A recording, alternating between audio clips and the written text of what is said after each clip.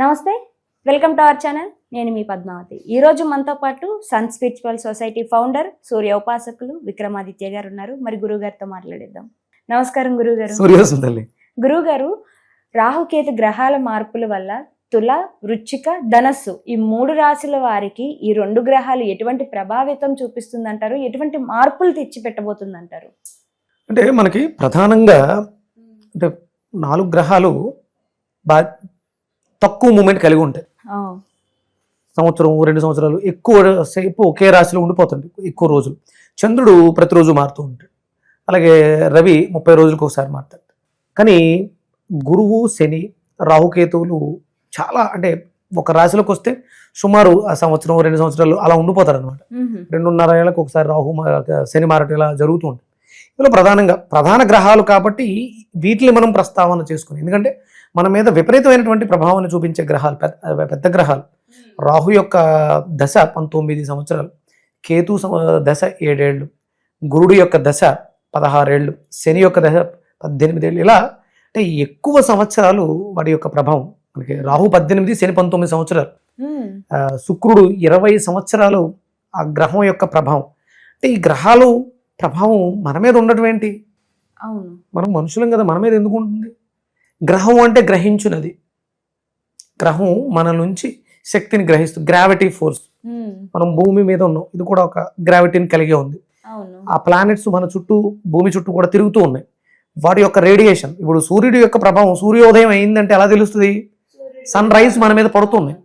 అవి పడటం వల్ల మన శరీరంలో జరుగుతున్నటువంటి క్రియ మనం ఆరోగ్యంగా ఉండడానికి ఉపయోగపడుతుంది. అంటే సూర్యుడిని ఎలా అయితే గ్రహంగా తీసుకుని దాని ప్రభావం మన మీద చలనం తీసుకొస్తుందో, చంద్రుడు చల్లగా ఉంటుంది సాయంత్రం, అంటే ప్రభావం చూపిస్తుంది కదా. అలాగే మన కంటికి కనపడవి, భూమికి చాలా దూరంగా అంటే దగ్గరగా ఉన్న వాళ్ళని చంద్రుడు మనం చూడగలుగుతాం. వీటిని మనం ఈ గ్రహాలని, రాహుకేతువులను కూడా చూడగలుగుతాం. మనకి అమావాస్య పౌర్ణములకి రవికి, చంద్రుడికి ఈ గ్రహాలు అడ్డు రావడంతో చీకటిగా ఉంటాయి. చూస్తున్నాం కదా, అప్పుడు చీకటిని చూస్తున్నాం కదా. గ్రహాల యొక్క ప్రభావం మన మీద ఉంటుంది. అందులో ప్రధానంగా ఇక్కడ మనం తీసుకున్నప్పుడు రాహు యొక్క ప్రభావం కుంభంలో ప్రవేశించినప్పుడు మనకి తులారాశి వాళ్ళకి, వృశ్చిక రాశి వాళ్ళకి, ధనుసు రాశి వాళ్ళకి ఎలా ఉంటుంది? ఇది తులారాశికి 5వ స్థానం అవుతుంది. 5th house. తుల, వృశ్చికం, ధనస్సు, మకరం, కుంభం 5వ స్థానం అయింది. అంటే పంచమం అనగానే మనం ఏం చెప్పుకున్నాం? లవ్ లైఫ్, ప్రేమ, పిల్లలు, ఎడ్యుకేషన్, ఇవన్నీ కూడా అంటే మనం దీన్ని ఏమంటారు, ట్రేడింగ్స్, ఇవన్నీ కూడా 5వ స్థానాన్ని సూచిస్తూ ఉంటుంది. ఎక్కడైతే రాహు అక్కడ ప్రవేశించాడో అప్పుడు ఆటోమేటిక్గా అవన్నీ కూడా వాటి మీద మనకు వ్యామోహం పెరగడం, అంటే ప్రేమలో కొత్తగా ప్రేమలో పడటం, అంటే ప్రేమ మీద ఆ ఆపేక్షని, ఆకర్షణ పెరగటం. అప్పటి వరకు లేనిది వేరే దృష్టితో ఉన్నవాళ్ళు సడన్గా ప్రేమ కావాలి అని అనిపించటం, ఇవి పెరుగుతాయి. అలాగే సంతాన స్థానం 5మం అన్నాం కదా, తులారాశి, తులా లగ్నం 5మం ఏదైతే ఉందో, పిల్లలు, మీ పిల్లల మీద దృష్టి సారించడం, పిల్లల యొక్క అభివృద్ధికి సహాయ సహకారాలు అందించటము, వీటిల్లో రాహు యొక్క ప్రభావం అధికంగా ఉంటుంది అన్నమాట. ఇప్పుడు ఆటోమేటిక్గా మనకి తులా లగ్నం, తులారాశి వాళ్ళకి రాహు 5మం అయినప్పుడు కేతు ఏమవుతున్నాడు? తుల నుంచి వెనక్కి వెళ్తే తుల, కన్య, సింహం 3య స్థానం అవుతుంది. 3య స్థానం అనగానే మనకి మన విక్రమస్థానం, మన వన్మరో ఆ కేతుది. ఇప్పుడు మనకి అంటే రాహు 5మంలో ప్రవేశించినట్టునే మనకి కేతు యొక్క ప్రభావం ఎక్కడ ఉంటుంది? 11th లో ఉంటుంది. 11th అనగానే మనకి లాభాలు, వాటిల్లో ఆ డిటాచ్మెంట్ని పెంచుతాడు. ఖర్చులు, లాభాలు, మనకు వచ్చేటువంటి ఆదాయం, వీటిలో ఒక రకమైనటువంటి స్తబ్దత ఏర్పడుతుంది. మనం అంటే రాహు యొక్క ప్రభావం అధికంగా ఉండడం వల్ల మనం చేస్తున్నటువంటి ట్రేడింగ్లో అదృష్టం, అంటే గురుడు యొక్క దృష్టి కూడా ఉంటుంది. మనం కేవలం రాహుని ఒక్కనే కాదు, గురువుని, శనిని కూడా తీసుకుంటున్నాం. కానీ ఇక్కడ ప్రధానంగా గురుడు యొక్క దృష్టి రాహు మీద ఉండడం వల్ల రాహు చేసే పొరపాట్లను కంట్రోల్ చేయటం, అక్కడ తద్వారా కేతువుని కూడా కంట్రోల్ చేయడానికి అవకాశం ఏర్పడుతుంది. అందుకని ఖర్చులు, లాభాలు తగ్గినాయి అని ఆలోచించుకుంటే చేసుకున్న పని చేసుకుంటూ వెళ్ళిపోతుంటే రిటర్న్స్ లేట్గా రావచ్చు. డిటాచ్మెంట్ అంటే ఎక్కడుంటే అక్కడ డిటాచ్మెంట్ ఇస్తాడు. కాబట్టి మనం కేతువు మీద దృష్టి పెట్టకుండా రాహుని మరింత బలోపేతం చేసుకోవడం వల్ల ట్రేడింగ్, అంటే మీరు పర్చేస్ చూస్తున్నటువంటి ఐటమ్స్, వాటి మీద దృష్టిని విశేషంగా కేంద్రీకరించి ట్రేడింగ్ చేయడం వల్ల లాభాలు వచ్చే అవకాశం అధికంగా ఉంటుంది.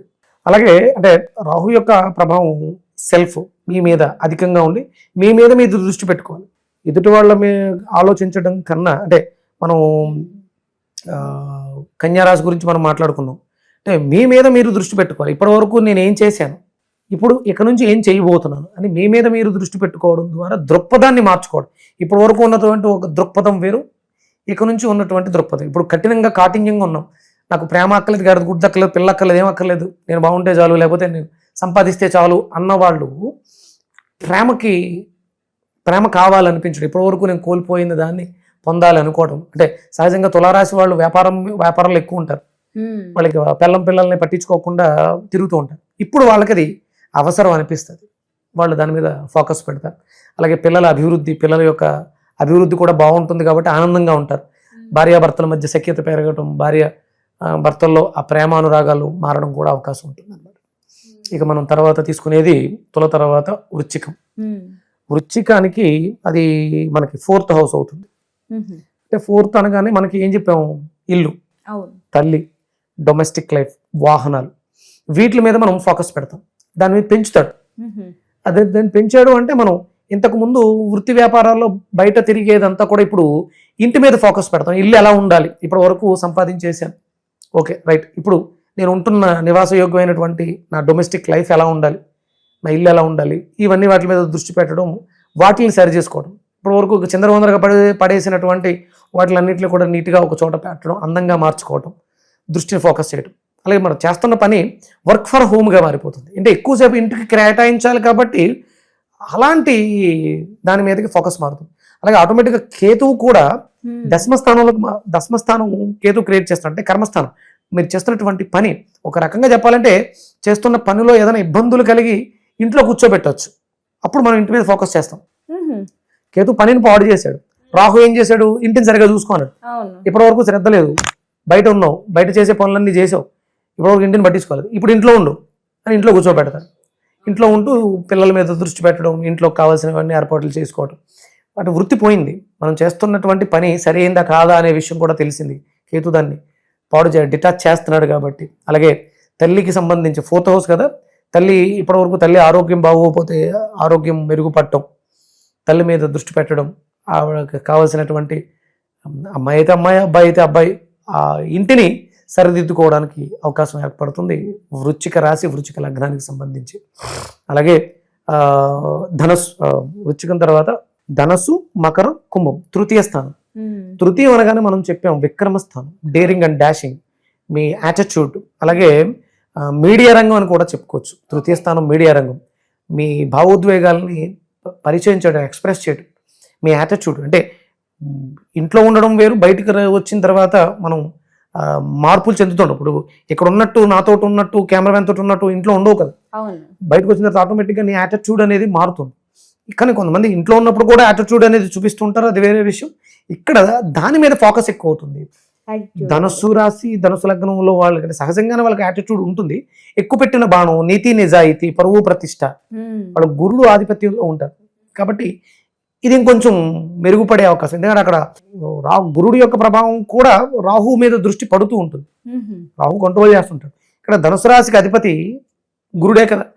ఈ తృతీయ స్థానాన్ని మరింత బలోపేతం చేయడం, తద్వారా నీ మాట ద్వారా, నువ్వు చేస్తున్నటువంటి పనుల ద్వారా నీకు వస్తున్నటువంటి లాభాలు దాని మీద. ఇప్పుడు మరి కేతు ఎక్కడికి వెళ్తున్నాడు, 12వ ఇంట్లోకి వెళ్తున్నాడు. రాహు 3వ ఇంట్లోకి వచ్చినప్పుడు కేతు 12వ ఇంట్లో ప్రభావం ఉంటుంది కదా. 12 అనగానే మనకి మోక్ష స్థానం అంటారు, ఖర్చుల స్థానం అంటారు. అలాగే మనకి అంటే రాహు ఎప్పుడైతే తృతీయంలోకి వెళ్ళాడో కేతువు మనకి భాగ్యంలోకి వస్తున్నాడు 9వ ఇంట్లో. అంటే ఎక్కడుంటే అక్కడ దాన్ని డిటాచ్ చేయడం, భాగ్యము, పూర్వపుణ్యస్థానం, దీని మీద డిటాచ్మెంట్ ఎక్కువ రావడం, వైరాగ్యంగా ఉండడం, అంటే దానికి సంబంధించినటువంటి గెయినింగ్స్ చేసుకోమని కేతు చెప్తూ ఉంటాడు. నీ మీద నువ్వు దృష్టి పెట్టుకుని, అంటే నిన్ను నువ్వు నమ్ముకో, ఎవరి మీద దృష్టి పెట్టకు. అంటే ఇప్పుడు తృతీయం అనగానే రాహు సోదరుల్ని దగ్గరికి చేస్తాడు, సోషల్ సర్కిల్లో నీకు బ్రదర్స్గా ఉన్నవాళ్ళు. అలాగే కేతు 9th మీదకి వెళ్తున్నాడు. 9th అనగానే తండ్రి, గురువులు, వీళ్ళందరూ కూడా 9వ స్థానానికి. వాళ్ళ మాట వినకు. అంటే వాళ్ళకున్న నాలెడ్జ్ సరిపోదు నీకు గైడెన్స్ ఇవ్వడానికి. నీ మనసుకు ఏమనిపిస్తే అది నిన్ను నువ్వు నమ్ముకుని, నీ మీద నువ్వు దృష్టి పెట్టుకుని, నీ యాటిట్యూడ్ని అనుకరిస్తూ జాగ్రత్తగా నీకు నువ్వే గురువు, సద్గురువుగా నిన్ను నువ్వు మోటివేట్ చేసుకుంటూ ఎదరికి తీసుకెళ్ళి. ఇది గురువు నీకు అంటే గురువు యొక్క ప్రభావం. గురుడు 7వ దృష్టితో రాహుని చూస్తూ ఉంటాడు. అలాగే కేతువు ఉన్నటువంటి 9th భాగ్యానికి సంబంధించిన ఇబ్బందులు నిన్ను ఇబ్బంది పెడుతూ ఉంటాయి. అందుకని మిమ్మల్ని మీరు నమ్ముకుని మీరు చేస్తున్నటువంటి అంటే పొద్దుటే లేవటం, మీ యాటిట్యూడ్లో చిన్న చిన్న మార్పులు, శరీరానికి సంబంధించి ఆరోగ్యానికి సంబంధించిన మార్పులు చేసుకోవడం, మీరు తింటున్నటువంటి ఆహారంలో మంచి పౌష్టికాహారం ఉండడం. అంటే సహజంగా ధనుసు రాశి వాళ్ళకి థైరాయిడ్, బోన్ డెన్సిటీ ఉండే అవకాశాలు ఎక్కువగా ఉంటాయి. దానికి సంబంధించి కొబ్బరికాయని విరివిగా వాడటం, మీ యాటిట్యూడ్ని చిన్నగా మార్చుకోవడం. అంటే ఎక్కువ పెట్టిన బాణంలాగా ప్రతి పరిస్థితుల్లోనూ అలా ఉంటే కుదరదు. దాంట్లో మార్పు తీసుకొచ్చి అనుకూలంగా ఉన్నటువంటి పరిస్థితులలో మిమ్మల్ని మీరు మోటివేట్ చేసుకుంటే ఎదరికెళ్తే చాలా అద్భుతంగా ఉంటుంది. ఇప్పుడే ఈ రాహుకేతుల యొక్క దోషాలు తొలగించుకోవడానికి మనం రాహుకు సంబంధించి అర్ధకాయం మహావీరం చంద్రాదిత్య విమర్దనం సింహికా గర్భ సంభూతం తమ రాహుం ప్రణమామ్యహం. కేతువుకి వచ్చి పలాసపుష్ప సంకాసం తారకాగ్రహ మస్తకం రౌద్రం రౌద్రాత్మకం ఘోరం తమ కేతుం ప్రణమామ్యహం. ఈ మంత్రాన్ని యథాశక్తి 108 సార్లు మనం చదవటం. అలాగే దగ్గరలో ఉన్నటువంటి గణపతి దేవాలయాలకు వెళ్ళటం. గణపతి యొక్క అనుగ్రహం పరిపూర్ణంగా పూర్వపుణ్య స్థానానికి డిటాచ్మెంట్ ఇస్తుంది. అందుకని ఏంటంటే గణపతి హోమాలు చేయించడం, గుంజిళ్ళు తీయటం విశేషమైనటువంటి ఫలితాలను ఇస్తుంది. అలాగే రాహుకి సంబంధించి అమ్మవారు దుర్గాదేవి ఆరాధన విశేష ఫలితాన్ని ఇస్తుంది. అలాగే రాహుకి సంబంధించినటువంటి వాళ్ళు ఈ జిహెచ్ఎంసీలో పనిచేసేటువంటి స్వీపర్స్ శనికి ఎంతైతే ఇంపార్టెన్స్ ఇస్తుందో రాహుకు కూడా అంతే ఇంపార్టెంట్ ఉంటుంది. వీళ్ళకి మనం సత్కరించడం, ఎర్ర కందిపప్పుని దానంగా చేయటం, లేకపోతే ఆ పదార్థంతో తయారు చేసిన పదార్థంతో ఉన్నటువంటి స్వీట్స్ని పంచిపెట్టడం, గురుడికి సంబంధించినటువంటి స్వీట్స్, బెల్లము బూందీ కలిపినటువంటి స్వీట్స్ని అలాంటి వాళ్ళకి పంచిపెట్టడం ద్వారా రాహుకేతుల యొక్క ప్రభావం, చెడు ప్రభావాలు తగ్గి మంచి ప్రభావం పెరగడానికి అవకాశం ఏర్పడుతుంది. చాలా చక్కగా వివరించారు గురువు గారు. అయితే 3 రాశుల వరకు ఏ విధంగా ఉంటుందో ఈ రాహుకేతు గ్రహాల మార్పుల వల్ల వివరించడంతో పాటుగా వీరికి ఎటువంటి మంత్రోచ్చారణ చేసుకోవడం ద్వారా మరింత మంచి ఫలితాలు వస్తాయి కూడా చాలా చక్కగా వివరించారు. ధన్యవాదాలు. సూర్యోస్మి.